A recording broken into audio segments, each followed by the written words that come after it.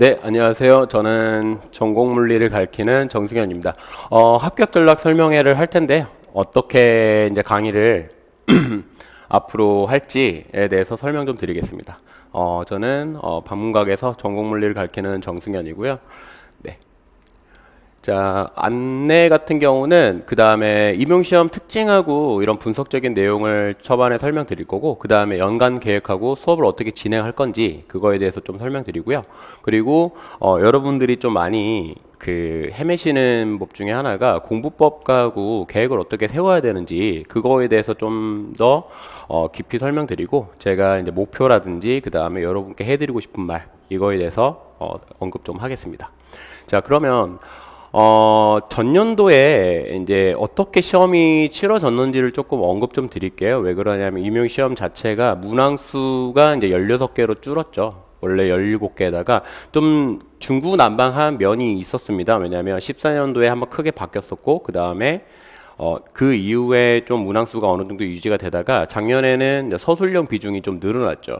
네, 그래서 원래는 B형이 조금 어려운 추세였었는데 작년에는 난이도가 똑같이 나왔습니다. A형하고 B형하고 그렇게 차이가 안 났어요. 그래서 여러분들이 좀 당황하신 분도 계셨을 거예요. 서술형도 늘어나고, 그 다음에 이렇게 A형하고 B형하고, 원래 B형에서 가야 될 난이도가 A형에도 껴있기도 해서 좀 당황했을 텐데, 비중 같은 경우는 역학 전자기가, 네, 이거는 문항수만 보면은 50%가 나왔습니다. 그리고 광학, 열통, 양자, 현대물리가 이런 비중으로 나왔고요.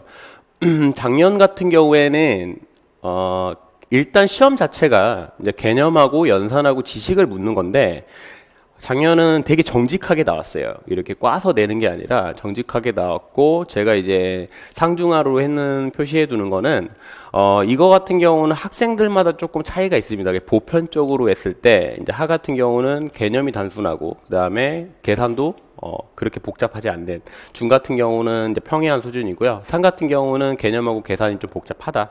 이거 같은 경우로 이렇게 해놨습니다. 그래서 작년에는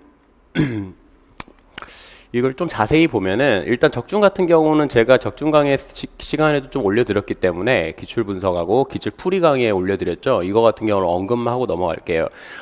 작년에는 저는 이제 문항 동일 같은 경우는 거의 비슷한 90% 이상 비슷한 문제가 한 8문항, 그 다음에 적중했다. 유형 같은 경우는 문제 형태는 거의 똑같고, 그 다음에 접근 방향을 좀 제시를 해서 제가 낸 문제를 풀었다면은 크게 문제 없이 해결했을 문항이 2문제 정도 되고요.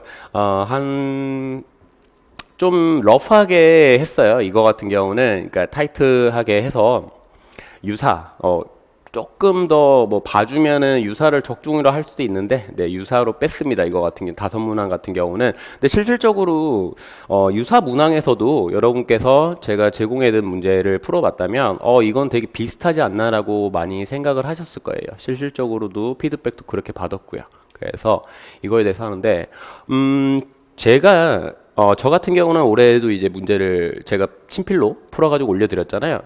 19년하고 20년도를 좀 비교를 해보면 트렌드가 좀 바뀌었어요. 19년도 같은 경우에는 어떻게 됐냐면, 기본적으로 기본정의랑 개념 문제는 비율 중에 한 30% 정도 어느 정도 됩니다. 무조건적으로 가져가고요.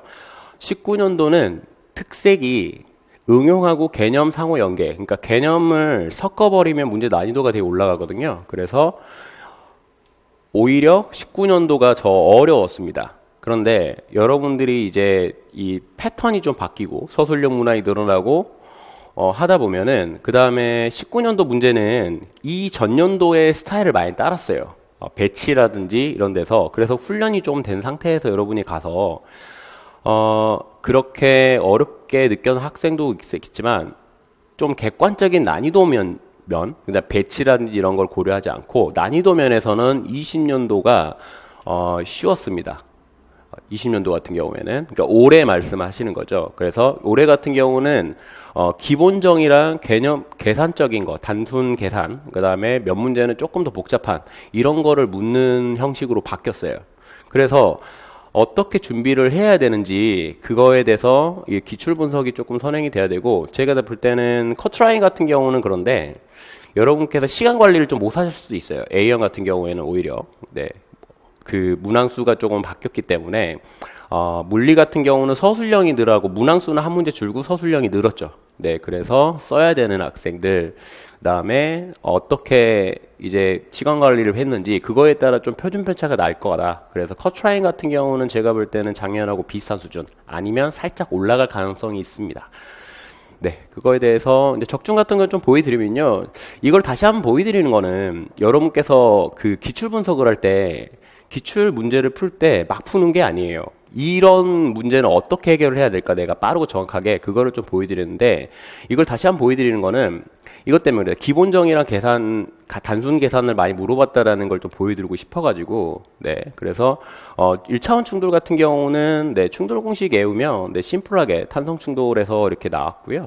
그다음에 이거는 뭐 앞에서 한 내용적인 거기 때문에 한번 기출 분석이라든지 이런 데서 찍었기 때문에 좀 짤막하게 하고 넘어갈게요. 그리고 축전기 같은 경우는 뭐 너무 심플하게 나왔죠. 이거 같은 경우는 예를 들어서 이걸 조금 어렵게 하려면 이거를 직렬이라든지 병렬에 좀 갈랐을 거예요. 그런데 너무 정직하게 물어봤어요. 그래서 전기장하고 유도제 전하량, 그러니까 기본에 충실하려고 출제자가 되게 노력을 많이 한 것 같습니다. 이것도 수업 시간에 다 다뤘던 거고요. 그리고 열 통계도 되게 쉽게 나왔죠. 이거 같은 경우는 페르미-디락 같은 통계를 물어봤었는데, 그래서 평균을 어떻게, 그러니까 분배함수란 평균을 어떻게 정의를 할 거냐. 기본 되게 알고만 있으면은 정말 어렵지 않게 풀 수 있고요. 여기서는 에너지 하나만 좀 추가가 되더라도, 뭐 입자수라든지 에너지만 추가되더라도 상당히 난이도 올라가 버립니다. 이거 같은 경우는. 그래서 아주 심플하게 나왔고요. 그 다음에 얘는 전자기도 응용인데 로렌츠임에 좀 가깝죠. 역학 베이스가 상당히 강한데 이것도 마찬가지예요. 얘도 되게 기본만 알면 문항 해석 능력이라고 하는데, 그것만 잘 해석을 하고 이거에 대해서 기본 정의만 알면 되게 쉽게 풀리게 됐습니다. 그다음 넘어가면 양자 같은 경우는 얘가 조금 상이죠. 왜 상이냐면 계산이 더러워요. 이 문제 같은 경우는 에너지 뭐 기대값을 구하라. 그런데 얘를 기대값을 어떻게 해결하지? 이거는 양자의 기본적인 정의라든지 어떻게 흘러가는지 문제를 알고 있으면은 풀 수는 있는데, 아마 계산 실수를 많이 하셨을 거예요. 손을 대신 분들은. 이게 계산이 좀 지저분합니다. 그래서 이것도 수업 시간에 뭐 거의 보시면은 포텐셜이라든지 언급하는 게 거의 똑같고요. 어떻게 하는지는 좀 알려드렸어요. 그래서 양자 같은 경우는 이건 삼각함수라든지 이 문제는 이게 다 안 들어갔기 때문에 좀 잘랐고요. 그래서 양자 삼각함수 문제가 나오면 이거 같은 게 좀 연습이 필요하다라고 수업 시간에 충분히 언급드렸고, 넘어가면 이거 그 현대물리 같은 경우는 제가 강조를 많이 했었어요. 이 뭐냐면 올해 같은 경우는 이 상대론에서 에너지라 모멘텀 파트로 넘어갈 가능성이 되게 크다. 근데 이 파트가 되게 시험장에서 잘 안 풀립니다. 그래서 실전반이든 모의고사든 꼭 5번 이상씩 풀어보러 가라는데 그냥 똑같이 나왔습니다. 그래서 단순 계산적인 면이 좀 강하지만 이거 같은 경우는 좀 연립적인 부분이 있기 때문에 되게 조심하셔야 되는데, 그래서 거의 똑같이 나왔고요. 이거 같은 경우도. 그다음에 이중술립 같은 경우도 마찬가지로 이거는 거의 그냥 기본만 물어봤어요. 근데 문제 해석 능력, 기본 베이스가 잘 안 돼 있으면 문제 해석 능력이 많이 떨어집니다. 뭔 소리인지를 몰라버려요. 그래서 위상차라든지 그다음에 인텐시티, 그러니까 세기라든지 이런 면에서 어떻게 진짜 정의만 물어봤어요. 보이세요? 제가 이제 예제도 있고 실전에서도 냈었는데, 얘는 예제도 그냥 위상차부터 설명이 들어가고 그 다음에 세기로 마무리가 되는데 그냥 기본적인 정의를 너무 정직하게 물어봤다. 그 다음에 라그랑지안은 너무 쉽게 나왔습니다. 이거 같은 경우는 그냥 매다는 형식에 대해서 이걸 라그랑지안으로 풀면은 거의 그냥 너무 쉽게 몇 줄 안 쓰고 풀게 A형에서 나와버렸는데, B형에서 나오지 않을까 싶은데 문항 배치는 충분히 바뀔 수 있어요. 올해 라그랑지안이, 그러니까 내년에 시험에서 라그랑지안 같은 경우 조금 어려워질 가능성이 있습니다. 라그랑지안 같은 경우는. 이것도 되게 정직하게 물어봤고요. 그 다음에 충분히 풀었던 네, 풀어서 이거 너무 쉽게 나와서 엄청나게 그러니까 문제만 잘 해석하고 뭘 물어봤는지 평행식 정리만 뭐 쓰면은 너무 네, 간략하게 나왔습니다. 이것도 마찬가지고 렌즈도 마찬가지예요. 꽈서 안 냈어요. 원래 이제 거울이라든지 렌즈가 나오면 조금 더 이게 꽈서 내거나 이렇게 하는데 정직하게 나왔고 이거는 수업 시간 예제 시간에도 네, 이 렌즈 이 붙여졌을 때 공식도 증명해드리고 이걸 외우고 가시라. 네. 왜냐하면 이런 문제 이게 렌즈가 거울이 있을 때 대칭으로 될 때는 네, 이 공식 자체를 외우지가 않으면 네, 좀 해결하기가 빡신데 이 공식만 알면 이 문제는 뭐 그냥 바로 간단하게 해결할 수 있죠. 그리고 이것도 너무 쉽게 내려고 노력을 많이 했었어요. 여러분께서. 왜냐면 얘는 뭐 초점의 정의만 알면 뭐 이거 D 같은 경우는 그냥 한 방에 해결되는 거죠. 그래서 너무 점수 따기가 좋게 됐죠. 네. 그리고 2차원 충돌 같은 경우 이거는 포물선을 가장한 뭐 충돌하고 포물선 약간 이렇게 섞어놨었는데 2차원 베이스로 제가 이 문제는 항상 조심하라 그랬어요. 이게 문제를 해결을 할 때 이 충돌 문제 2차원 충돌 문제 같은 경우는 푸는 방법이 되게 여러 가지예요. 그래서 한번 잘못 낚여버리면은 늪에 빠져버릴 수가 있기 때문에 되게 조심하시라고 했는데 그래서 어떤 학생들 같은 경우는 이 문제를 시간이 오래 걸릴 수도 있어요. 네, 걸렸을 수도 있고 그 다음에 일부러 계산 실수도 할 수 있었을 텐데 그래서 충분하게 시간을 두고 풀어라. 예, 이 문제 같은 경우는 초반에 나오면 제가 말씀드렸던 게 좀 여유를 갖고 그 다음에 나중에 해결하셔라 이렇게 말씀드렸죠. 네, 그래서 이것도 다뤘고요. 그 다음에 수소혼자의 지름 파동 함수인데 이게 바닥 상태가 있고 첫 번째 들뜬 상태가 있고 그러니까 바닥 상태 같은 경우는 SJS밖에 없죠. S. 그 다음에 첫 번째 들뜬 상태에서는 SP 이렇게 되는데 이게 P에서의 바닥 상태가 되거든요. 첫 번째 들뜬 상태에서. 그래서 Y에 대해서 안 줬죠. 이거 같은 경우는. 그런데 Y는 우리가 이게 여기서 R 성분만 물어봤기 때문에 이거는 3차원 제가 이 문제를 풀 때도 마찬가지고 3차원 베이스를 적분할 때는 그 추가로 들어가되는 파트가 있어야 된다 그랬죠. 근데 이것도 정직하게 물어봤습니다. 그냥 적분만 3차원 적분만 하면은 네, 아주 심플하게 물어봤고요. 그 다음에 추가로 물어보는 거는 그냥 계산 단순 계산으로 나와버렸죠. 이거를 풀면은 이거는 뭐 그냥 자연스럽게 풀 수 있게끔 네, 더 다른 거를 물어볼 수도 있지만 너무 쉽게 점수를 획득하셨을 것 같아요. 그래서 표준 편차가 왜 난다 그랬냐면 이거를 해결해버리면 이거 너무 쉽게 푸는데 이거를 해결 못해버리면 이걸 아예 빵점 받아버리기 때문에 네, 그 말씀을 드리는 거예요. 이거 같은 경우는 네. 거의 전반적인 문제가 그럽니다. 하나를 해결해버리면 너무 쉽게 점수를 가져갈 수 있는 전체적으로 형식으로 나와버렸어요. 그렇기 때문에 올해는 커트라인 아까도 제가 말씀드렸는데 비슷하거나 살짝 올라가지 않을까. 그 대신 표준 편차가 작년보다 훨씬 많이 날 거다. 이렇게 좀 설명드리는 거고요. 자, 이거 같은 경우는 이제 유효 포텐셜 문제인데 유효 포텐셜도 마찬가지예요.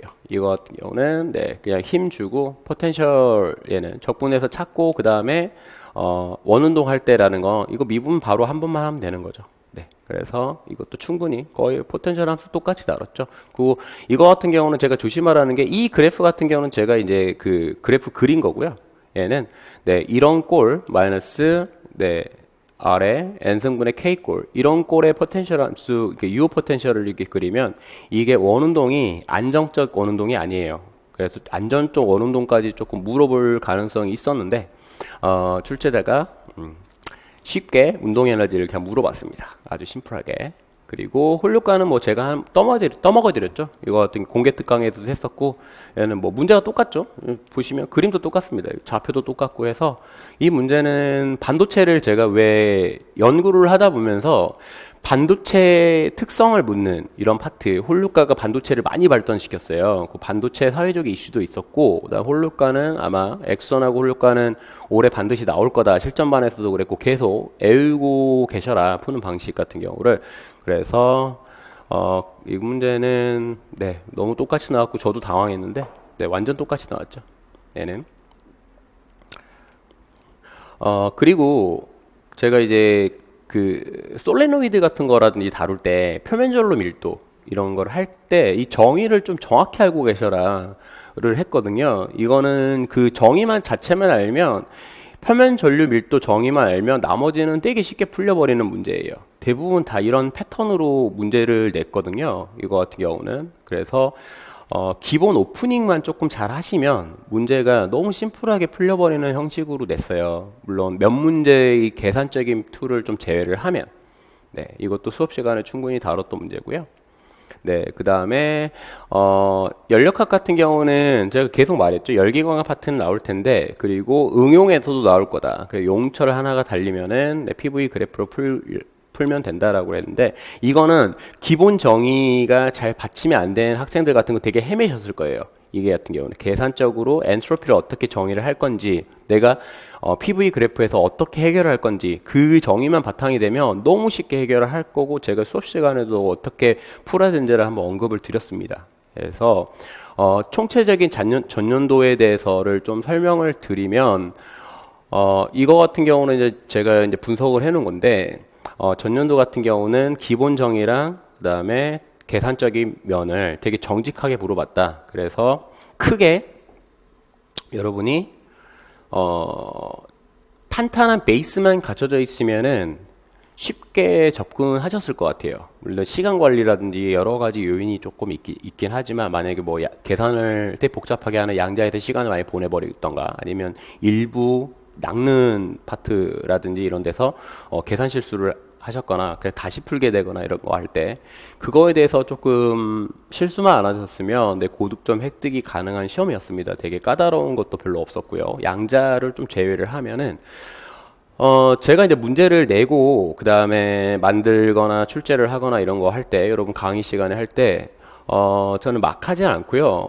이런 데이터베이스를 좀 구축을 합니다. 한 20년치 이렇게 쭉 뭐 계속 이렇게 전체적으로 구성을 해가지고 어떻게 어느 파트에 비중이 있는지, 그 다음에 출제가 어떻게 흐름으로 가는지 파트별로 좀 틀려요. 역학, 전자기, 뭐 열통계, 그 다음 광학, 양자, 현대물리 이 파트들이 각각의 특색을 가지고 있거든요. 그래서 어떻게 흘러가는지, 그 다음에 어느 파트가 어느 비중을 가지고 나오는지를 분석을 합니다. 철저하게 분석을 해서 예측을 해요. 그러면서 문제를 제공해드리기 때문에 막 강의를 하진 않습니다. 근데 이게 바탕이 되지 않으면 헛공부할 가능성이 되게 커요. 그래서 충분히 이런 연구가 들어가는 거고, 네, 이 연구 같은 경우는 여러분께서 혼자 하시기는 힘들 거예요. 왜냐하면 어느 정도의 그 실력이 바탕이 되고, 그 다음에 출제자의 의도라든지 이런 거에 대해서 조금 연구가 돼야 되는 거기 때문에, 네, 평가원에서 출제하는 패턴은 어느 정도의 그 흐름이 있어요. 그렇죠. 그래서 이거에 대해서 조금 자세히 설명드릴게요. 네, 강의 같은 경우는 일단 기본 과정 일반 물리 같은 경우는 1, 2개월, 그 다음에 심화라는 건 역학, 전자기 이렇게 들어가고요. 3, 4월에. 그 다음에 5, 6개월은 네, 열통계랑 양자, 그리고 7월 한 달에서는 광학하고 현대물리를 끝낼 겁니다. 이게서 1월부터 7월까지 강의를 이론 강의를 하고, 8월에는 이제 기출 동영 이게 들어가고, 그다음에 이게 보이실지 모르겠는데, 네, 9월, 10월, 11월에는 9월, 10월에서는 적중 문제 풀이를 들어갑니다. 그리고 이어서 동시에 모의고사까지 가요. 그러니까 9월부터 10월 이때까지는 네, 3일 네, 합니다. 수업은 수요일하고 금요일날 이렇게 잡아놨고요. 그리고 모의고사 같은 경우는 네, 지금 생각해선 토요일날 진행할 계획입니다. 그래서 모의고사 같은 경우는 여러분께 충분하게 제공해 드리려고 하고, 그 다음에 올해도 좀 적중도가 높았습니다. 그래서 저는 이제 10회 정도를 제공해 드리려고 노력을 하고 있고요. 그 다음에 실전 문제 풀이도 마찬가지입니다. 여기서도 네, 이제 이때는 실전 형식으로 들어간다고 보시면 돼요. 예, 문제.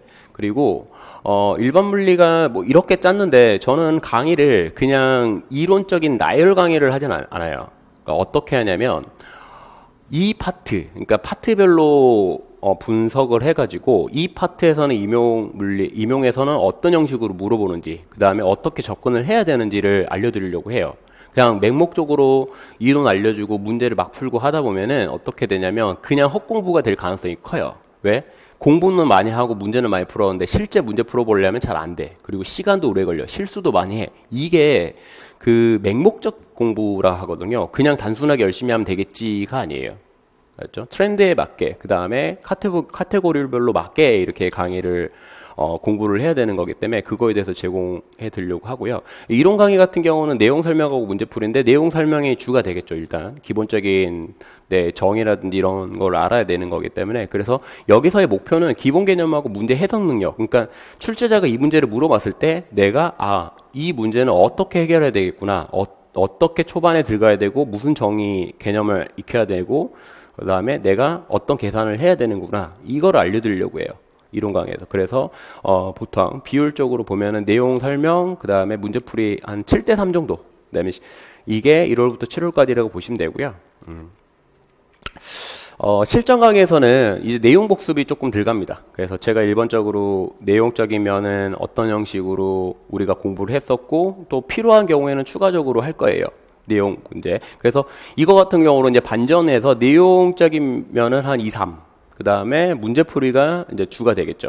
이거 같은 실전 여기 9월부터 12월까지 하는 실전반, 실전 문제풀이, 기출동영까지 마찬가지고요. 기출동영도.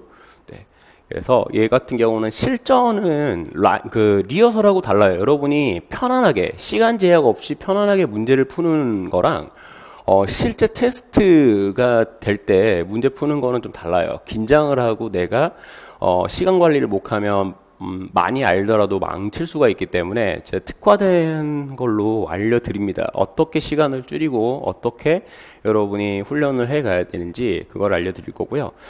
테스트는 주 1회 제가 이거를 수요일은 오전 강의를 잡아놨고 금요일은 오후 강의를 잡아놨는데 금요일에 이때 4시간에 수업 전 그러니까 끝나기 전에 볼지 그 다음에 추가로 저녁 타임에 는 제가 계속 있을 거예요. 강의실도 잡아가지고 그때 클리닉을 조금 해드릴 텐데 그때 일단 무조건 주 1회 미니 테스트는 볼 겁니다. 이거 같은 경우는 복습 차원에서 볼 거예요. 했던 문제라든지 그래서 반드시 그 주에 한 문제는 무조건 소화를 하고 가셔야 됩니다. 아시죠? 그리고 7월에쯤에 전체적으로 이 이론 강의가 끝날 때 한번 예비 모의고사를 볼 거고요. 이거 같은 경우는 무료로 제가 제공해 드리겠습니다. 이거 같은 경우는 그리고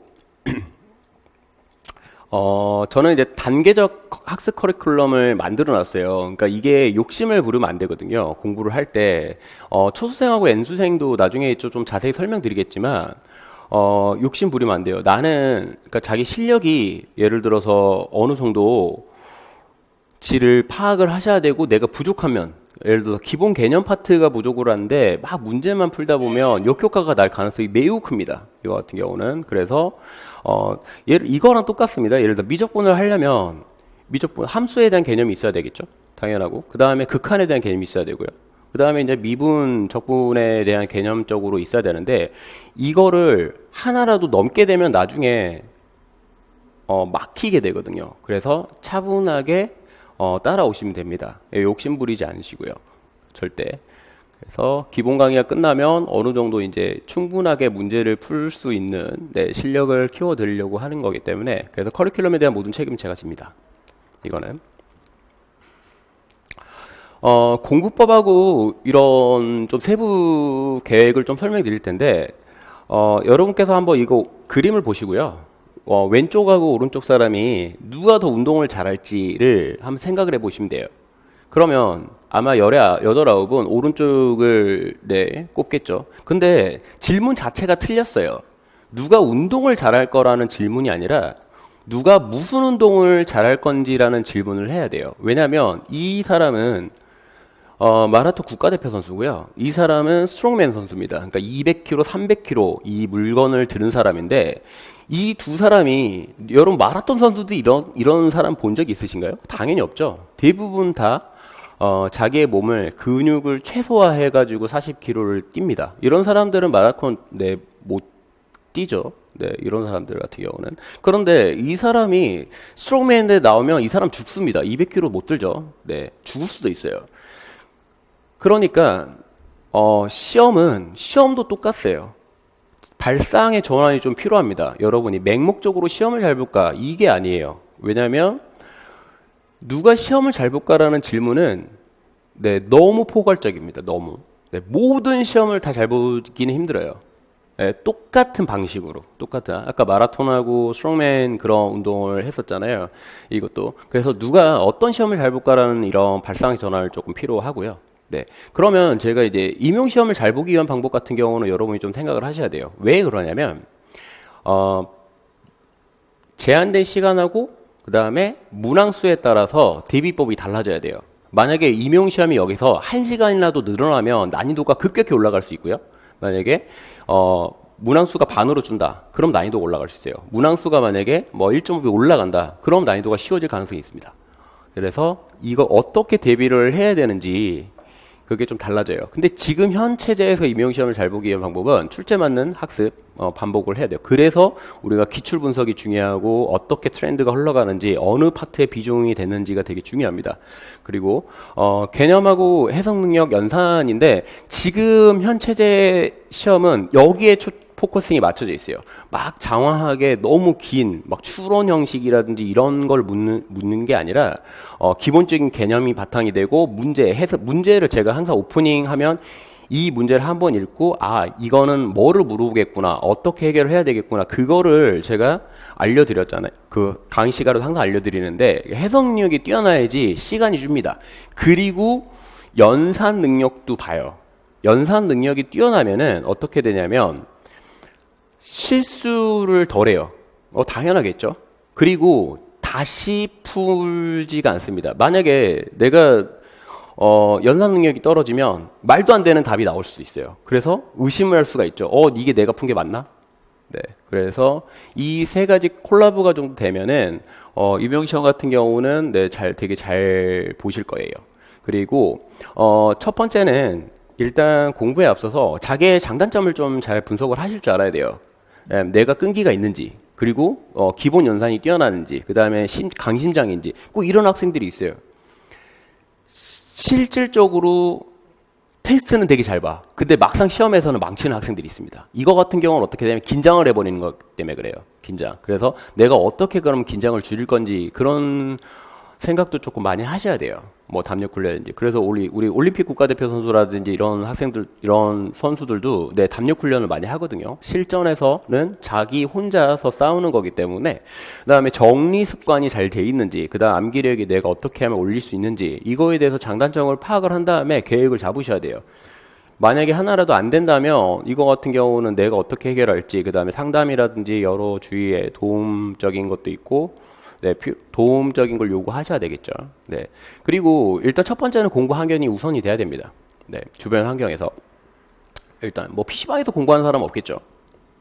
그래서 그 다음에 옆방에서 맨날 술 파티하고 이러면은 공부 환경이 최악이 되겠죠. 유혹적인 면에서 그런 게 돼 있고, 그 다음에 스트레스 받습니다. 공부 환경이 우선적으로 돼야 되고요. 그 다음에 장단점 분석하라 그랬잖아요. 그 다음에 셀프 진단 및 상담이 먼저 들어가야 돼요. 그러니까 내가 어느 수준인지, 기본 개념이 잡혀 있는지, 나는 그 문제를 풀이를 들어가도 되는지, 아니면은 어떻게 공부를 해야 되는지, 그 다음에 하루에 문제에 어느 정도의 양을 가지고 공부를 할 것인지, 이거에 대해서 진단을 하셔야 돼요. 셀프 진단이 만약에 어렵다면 상담을 하셔야 됩니다. 그래 놓고 계획표를 작성하셔야 돼요. 계획표는 사람마다 다 달라요. 사람마다. 내가 점점 발전하기 때문에 나중에는 뭐 하루에 몇십 문제도 풀 수 있고 뭐 하는데, 처음에는 뭐 실력이 안 되면 하루에 몇 문제 소화하기도 힘들겠죠. 그런데 이거를 똑같은 자기 실력 잣대로 보시면 안 돼요. 그래서 내가 계획표는 바뀔 수가 있겠죠. 당연히. 왜? 7월에 나랑, 그 다음에 지금의 나랑 나중에 7, 8월의 나랑 다를 거니까. 그리고 주기적으로 체크하셔야 합니다. 내가 지금 충분하게 소화를 못해. 그러면은 양을 줄이던가 어떻게 방법을 다시 수정을 해야 되고요. 왜냐면 내가 이렇게 계획을 세워놨는데 못하면은 자꾸 실패를 겪잖아요. 그럼 자신감이 줄어들죠. 그런데 너무 계획을 약하게 잡으면은 내가 착각을 하게 돼요. 내가 다 하고 있구나. 그런데 나중에는 이제 어느 정도 양적으로 소화해둬야 될 그 실전 시기에 대해서는 벅찰 수가 있겠죠. 그래서 주기적으로 체크하셔야 되고요. 단기적 목표를 설정하셔야 돼요. 장기적으로는 당연히 합격이겠지만 모든 학생들이 단기적 목표 같은 경우는 내가 주에는 이거를 끝낸다. 그리고 월에는 이거를 끝낸다. 이거를 테스트를 하셔가지고 내가 이거를 완성을 했구나. 그러면은 완성이 안 되면은 뭐 일요일 날 조금 더 시간을 쓴다든지 뭐 다른 날에 문제를 내가 해결 못하는 문제라든지 파트라든지 이거를 한다라든지. 그리고 완성을 했으면 보상을 주세요. 자기 자신한테 스스로에. 그러면은 자기 스스로의 보상을 들면 스트레스가 줄어듭니다. 그리고 성취감을 들어요. 네. 뭐 이거 같은 경우는 나중에 제가 열심히 하신 분들께는 성적이 잘 오르거나 그 다음에 뭐 모의고사를 테스트를 잘 보시는 분들께는 제가 타의적인 포상도 생각을 하고 있습니다. 이거 같아요. 그래서 이런 기본 베이스적으로 공부법을 좀 잡으시고요. 세부적으로 조금 이제 가보면 초수생하고 N수생은 다른 점은 별로 없다고 생각을 해요. 공통점 같은 경우는 그거죠. 아직 합격을 안 한 거죠. 그리고 그 다음에 다른 점이라면은 초수생 같은 경우는 시험을 안 본 거고 N수생 같은 경우는 이제 시험을 본 학생들인데 되게 조심하셔야 되는 게 N수생 제가 말씀드렸잖아요. 자기 스스로를 좀 잘 알아야 된다고. 그래서 N수생들께 좀 당부드리고 싶은 말은 실패 요인을 좀 분석을 해야 됩니다. 왜냐하면 내가 실력이 되는데 너무 커트라인이 높은 데를 지원을 했다거나 아니면은 내가 커트라인에 못 미쳤다 충분히. 그래서 뭐가 부족한 건지 이거를 좀 파악을 하셔야 되는데 초수생과 N수생이 거의 패턴이 똑같다라는 게 왜 이렇게 뒀냐면 그 이론 강의가 끝나고 때는 초수생하고 N수생 이 동일선상에 있는 동일한 실력을 가지고 있는 사람들이 만나버립니다. 이게 크로스가 일어날 수 있어요. 그렇다면 초수생도 이제 충분히 임용적으로 접근을 하고 문제를 풀고 그 다음에 N수생도 나는 문제를 많이 풀어봤으니까 뭐 더 이득이겠지. 그게 아니에요. 왜냐하면 잘못 공부할 수도 있어요. 알겠죠? 그래서 머물러 있으면 안 됩니다. N수생 같은 경우는 충분히 자기의 뭐가 실패 요인인지 내 공부법이 잘못됐는지 아니면 접근 방식이 틀렸는지 아니면은 내가 시간적인 배분을 잘못했는지 그거를 파악하신 다음에 공부를 하셔야 되고요. 이 모든 학생들이 똑같습니다. 당일 복수, 주간 복수, 월간 총 복습 이것만 잘해도 돼요. 강의만. 이것만 잘하면은 쭉 단계에 맞게 설계가 되어 있기 때문에 잘 따라오시면 됩니다. 복습이 정말 잘 되셔야 돼요. 복습 같은 경우는. 그리고 테스트 같은 경우는 매주 테스트를 하고요. 매주 테스트에서 느껴보셔야 돼요. 제가 풀었는데 못 풀 수도 있어요. 그러면은 시간은 좀 타이트하게 드릴 겁니다. 그래서 느끼셔야 돼요. 내가 실제 풀어봤는데 까먹구나. 그리고 월간 테스트도 고려하고 있고요. 아까 7월에 말씀드렸죠. 예비 모의고사를 볼 거라고. 그 다음에 우수자 및 성적 향상자는 포상을 해드릴 생각입니다. 그리고 스터디 같은 경우는 되게 고민을 많이 했는데 이거 같은 경우는 어느 정도 자율성을 보장해 드리려고 해요. 왜 그러냐면 스터디를 강제성을 갖게 되면은 트러블이 날 가능성이 높아요.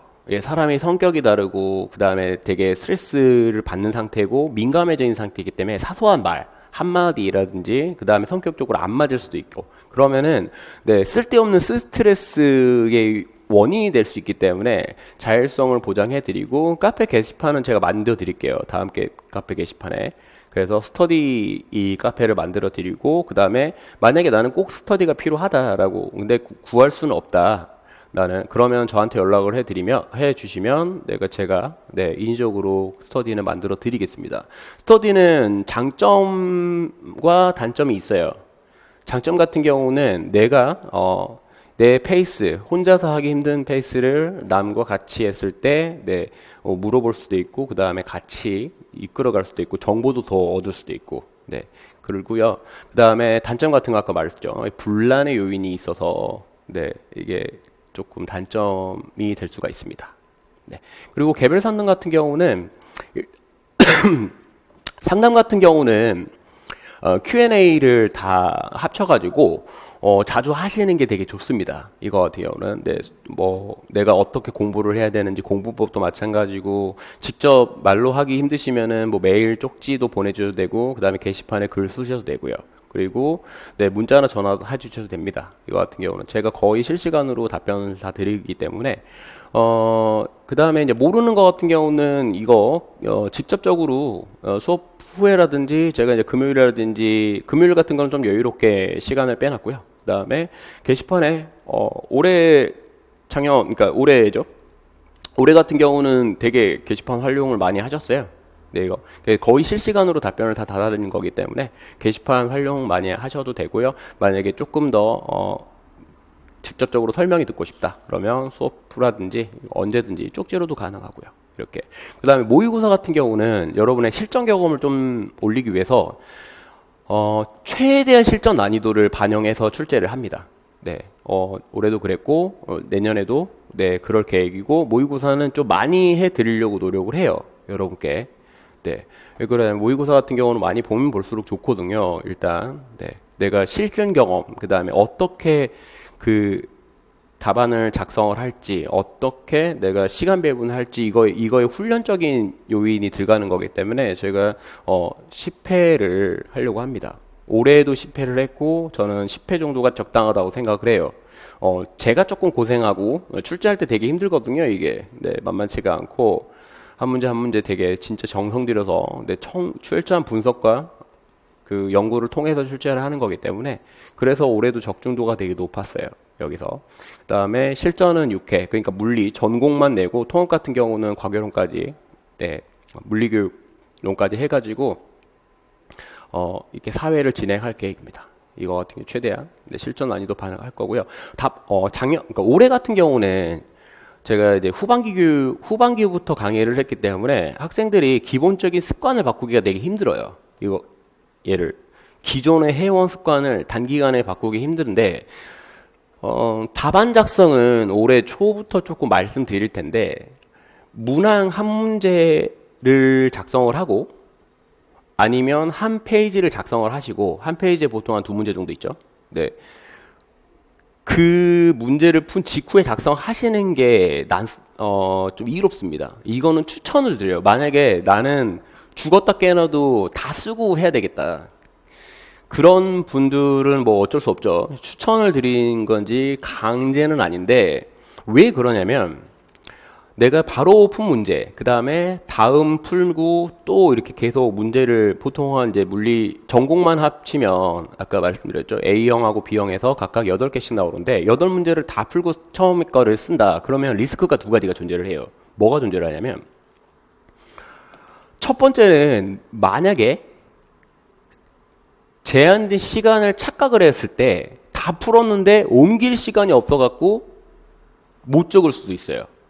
두 번째는 내가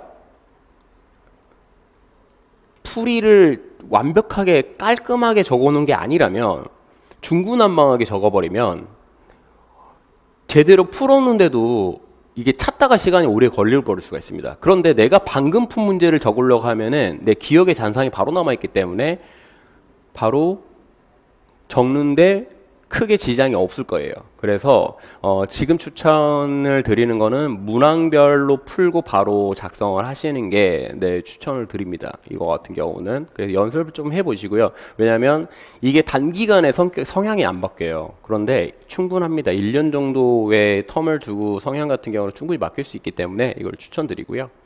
네. 제가 추구하는 거는 강의는 분석이라든지 연구는 정말 철저하게 하고 그 다음에 노력을 하고 어떻게 패턴이 흘러가는지 출제자가 무슨 생각을 하고 있는지를 연구를 바탕으로 통해서 3마리 토끼를 잡으려고 해요.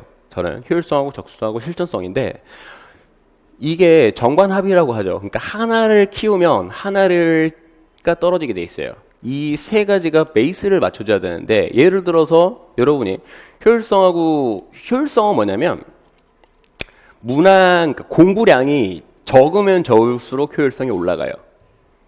효율성이. 이게 무슨 말이냐면 예를 들어서 100문제만 공부했어요. 근데 거기서 다 나왔어. 그러면 효율성이 끝판왕이겠죠. 그런데 막 문제를 공부했어. 근데 거기서 다 나왔어. 그런데 그러면은 막 문제를 기억할까? 그게 아닐 가능성이 높아요. 적중성이라는 거는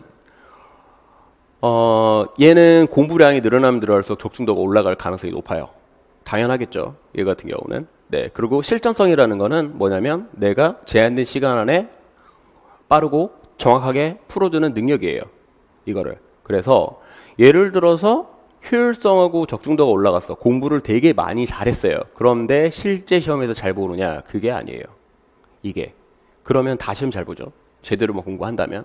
그래서 저는 이거에 어느 정도 이 세 개의 비중을 잘 맞출 정도의 커리큘럼, 그다음에 문랑, 배분이라든지 이런 거를 고민을 해가지고 작성을 합니다. 얘는. 그래서 제가 최종 목표 같은 경우는 저는 제 강의를 통해서 문제 해석 능력 파트별로, 그러니까 이 문제가 나오면 이렇게 풀어야 되겠다. 네, 이런 능력을 키워드리려고 해요. 이게 실전에서 바로 적용되거든요. 최대한 시간을 전략을 하고, 그 다음에 이런 문제는 나중에 풀어라. 그 다음 이런 거를 조금 알려드립니다. 왜 그러냐면 앞에서 어려운 게 시간을 보내는 문제를 나와버리면 이거에 대해서 대응 방안이 없으면 여러분이 시간을 시간대로 보내고 그 파트를 A형이라든지 B형이라든지 시험을 망칠 가능성이 높아요. 그래서 실전 능력을 좀 키워드릴 거예요. 그리고 저는 올해도 제가 제공해드린 문제를 다 합해보니까 2,000이 안 돼요.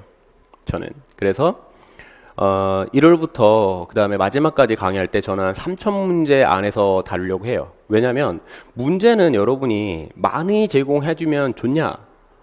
네, 물론 좋겠죠.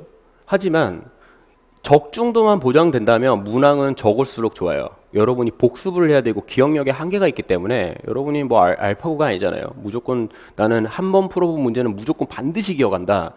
그러기가 쉽지가 않아요. 인간은 망각의 동물이기 때문에. 그래서 제가 가장 이상적인 문항수, 이거는 막 나온 게 아니라 일주일에 50문제를 감안을 했을 때, 네, 이게 맥시멈으로 이렇게 잡은 거고요. 기출까지 해가지고. 그래서 감안을 했을 때 이 정도 선에서는 일반적으로 공부를, 네, 고시를 차분하게 준비를 하면 학생들은 이 정도는 커버를 할 수 있다라고 생각을 했기 때문에 이 문제를 잡은 겁니다. 네, 그래서 그리고 적중도는 제가 보장해 드릴게요. 저는 최대한 내 분석과 연구를 통해서 이 선에서 적중을 보장해 드리겠다. 그리고 더욱더 중요한 게 있죠. 경험한 문제를 각인시켜 드려야 돼요. 어떻게 풀어야 되는지, 그리고 이거를 어떻게 이 문제에 비슷하게 변형을 되더라도 이게 어떤 걸 묻는지, 그러면 어떻게 접근을 해야 되는지. 그래서 한번 본 문제 같은 경우는 절대 다시 안 틀리도록 이렇게 해드리는 게 목표입니다. 네. 마지막으로 좀 당부 말씀 좀 드릴 텐데요. 보편적으로 제가 이제 시험 잘 보는 학생들 같은 걸 보니까 권장 사항부터 좀 말씀드리면, 내 말수를 평상시에 불필요한 말을 잘 안 해요. 이게 친구들하고 뭐 말하라 이런 게 아니라, 말하지 말라 이런 게 아니라 필요한 말만 하시는 게 나아요. 왜 그러냐면 말이라는 건 에너지가 소비됩니다. 공부를 하는 학생들에서 말을 많이 하게 되면, 네, 저도 강의를 한 9시간 막 이렇게 해버리면 되게 배고프고 컨디션도 떨어지고 하는데, 말은 많이 하면 할수록 자기의 컨디션이 줄어요. 네, 그래서 쓸데없는 말수를 좀 줄이자 이런 거고요. 물론 이렇게 한다 그래서 질문 이런 거 안 하시면 안 돼요. 그거는 논외이고요. 그리고 잠 푹 자는 게 중요합니다. 저도 항상 공부할 때, 연구할 때도 마찬가지고, 네, 잠은 최대한 푹 자라고 노력을 하고 있고요.